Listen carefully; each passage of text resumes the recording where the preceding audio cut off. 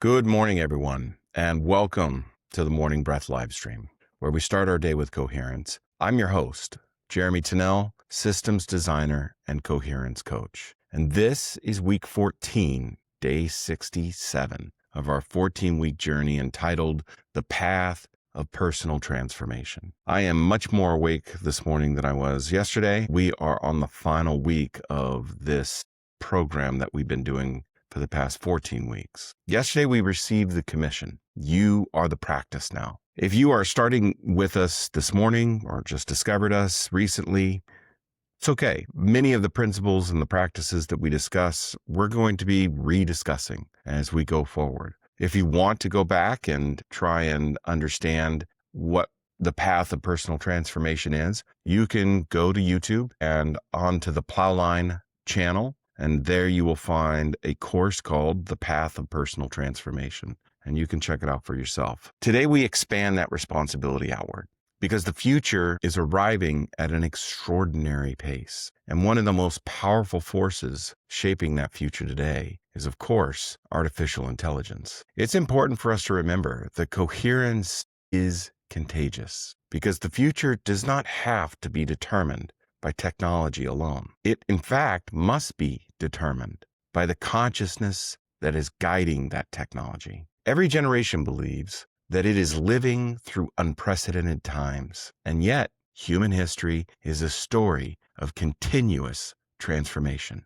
Therefore, it is all unprecedented. The agricultural revolution changed how we structured socially. Roads changed how we moved. The printing press changed how knowledge was shared and who has access to it. The Industrial Revolution transformed how we worked, and mass media has shifted how we perceive reality. The internet expanded how information flows globally, and social media introduced the harvesting of attention. And now AI is here, and it promises to shift how intelligence moves through society. The question is not whether this transformation is coming. It's here. The question is, who will shape it? Because tools do not determine outcomes. People do. And powerful tools in the hands of people driven by wisdom create different futures than powerful tools in the hands driven by people who seek power, influence, and money. One of the patterns I keep noticing is how quickly society splits between falling in love with capability and fearing the awesomeness of it. What can it do? How fast is it?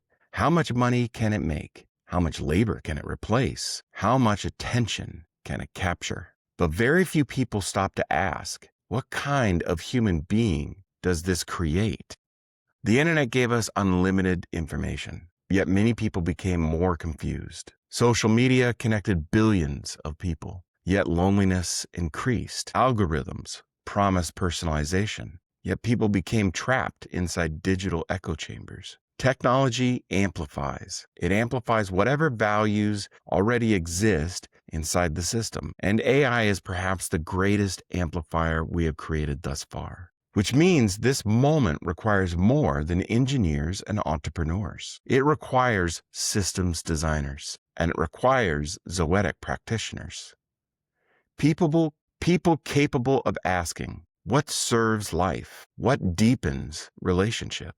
What strengthens agency or expands consciousness? What protects human dignity? AI is not the challenge. Human consciousness is. The risk is not the machines become too intelligent. The risk is that humans remain unconscious while gaining access to unprecedented power. Throughout history, every major technological leap has expanded human capability. But capability without wisdom creates unintended consequences. Without ethics, it creates exploitation. Without responsibility, capability creates suffering. Capability without self-awareness creates systems that mirror our dysfunction. This is why the work we've done over the past 14 weeks matters. Self-awareness, self-regulation, self-reflection, ongoing self-inquiry, discernment. These are not personal wellness practices. They are civilization capacities. The future requires people capable of remaining human inside rapidly changing systems. Think about the incentives surrounding AI right now. Speed and scale, profit and influence. It's about market dominance and data acquisition. The attempt is to build behavior prediction, maximize attention capture even further. Many of the same incentives that shape social media, many of the same incentives that produce digital addiction, polarization, and information warfare. AI is entering that environment, not an ideal world. This world, the one we live in.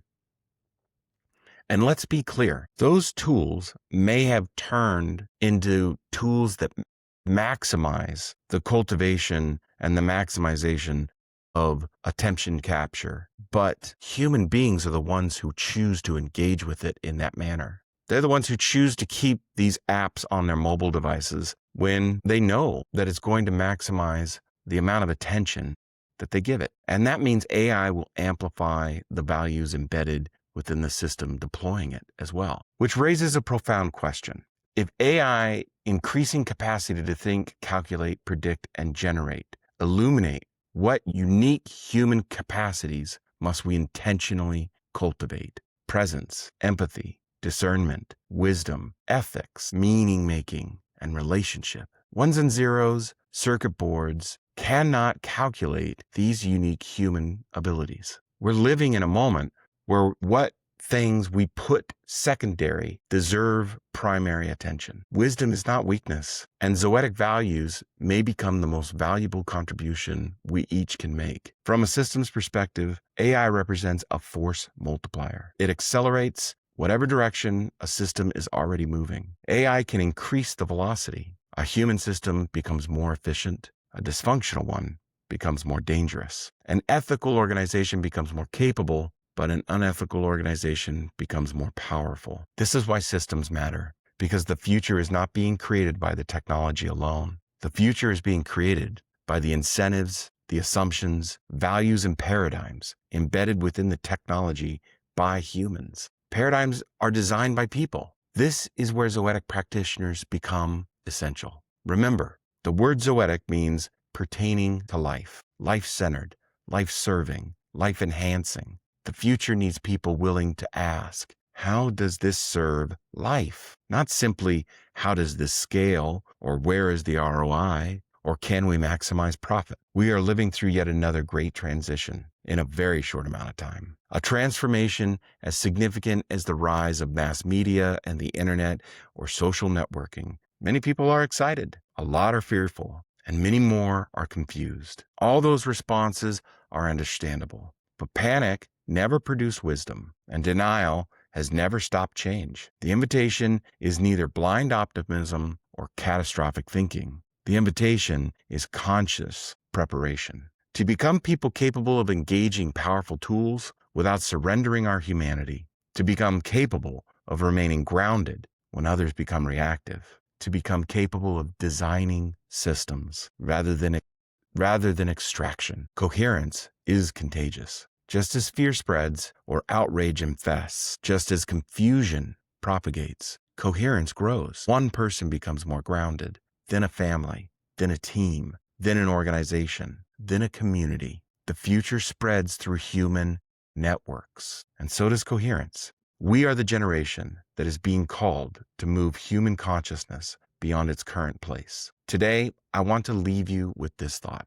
The future does not primarily needs smarter machines. It needs wiser humans. Humans capable of seeing beyond profit or influence, beyond dominance and optimization, towards relationship, towards stewardship and responsibility, towards life. Because every generation receives a commission, and ours is this: to ensure that intelligence serves humanity. The future is being designed right now. The question is, who are we becoming while we build it? And will you consume or participate in its design? I'd like you to find some time with your journals today and reflect on these questions. How do I currently use technology in ways that support my growth? And where does it diminish my presence? What uniquely human qualities do I believe I will become more important as AI becomes more integrated in society?